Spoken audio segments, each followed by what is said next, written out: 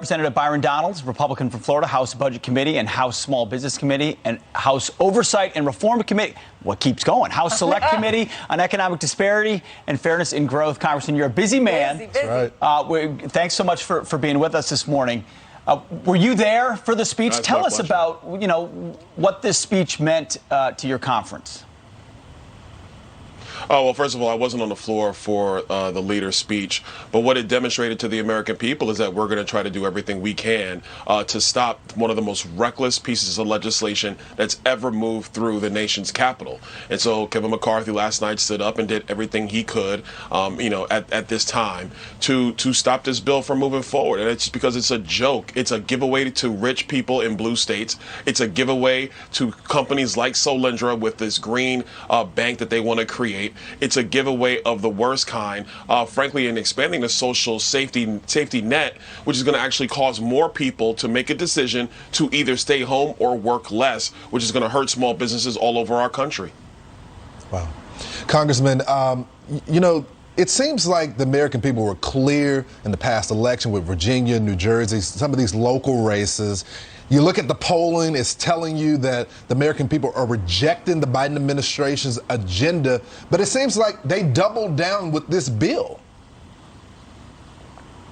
Listen, they're always going to double down. And it's important for the American people to understand this. No matter what the crisis is, no matter what the Democrats frankly broke, no matter how incompetent Joe Biden is, the cure for what ails you is always going to be their agenda. That's why no matter what's going on with inflation, the border, gas prices, the fact that our supply chain is broken, what do they continue to do? They continue to go after electric vehicles. They continue to go after giving tax cuts to the rich, something that the Democrats have always said they never support. That's what they're doing in this bill. If you're a billionaire in a blue state, you're getting a tax cut. And so that's the things that they're after, no matter what's going on in the country. They do not care about what's going on with working families and fixed income seniors. They only care about the agenda first, second, and third, and then they will lie to you and tell you that it's going to be the best thing for you.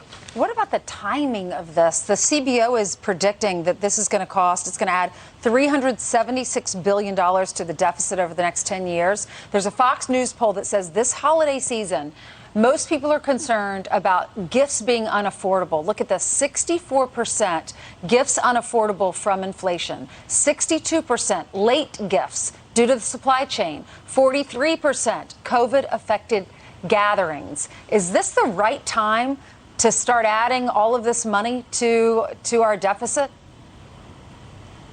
No, it's the absolute wrong time. It's going to make our inflation pressures worse. It's going to destroy the purchasing power of Americans even more than anything that Joe Biden has already done.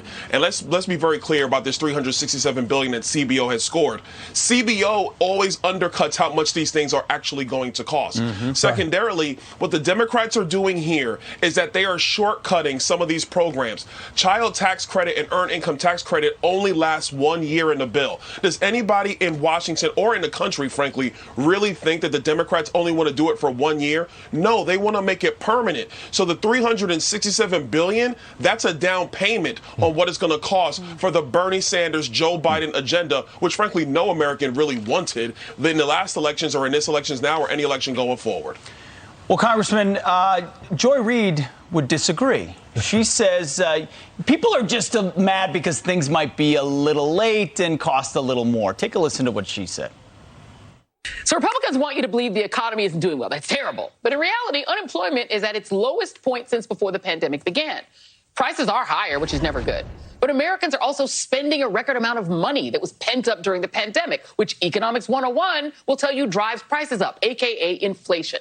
And that conflict between how much we want to spend and what we can get into our hands quickly is contributing to how pessimistic many Americans feel about the economy. So the economy isn't bad. It's just that people are mad because everything is late and things cost a little bit more. We're just not grateful enough, Congressman. Everything is fine. First of all, Joy Reid is an economic illiterate, and the person that put that in her teleprompter feed is also an economic illiterate.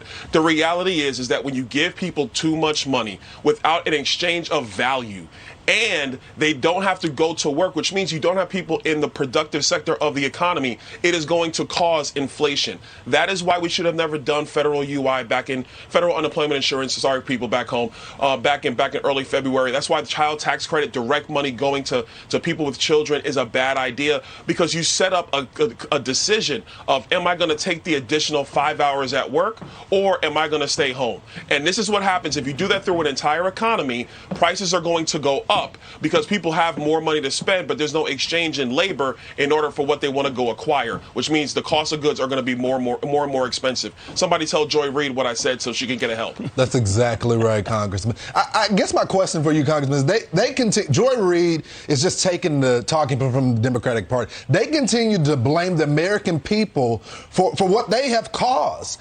So I guess, what is the case for Republicans going into the midterms? What are you guys going to say?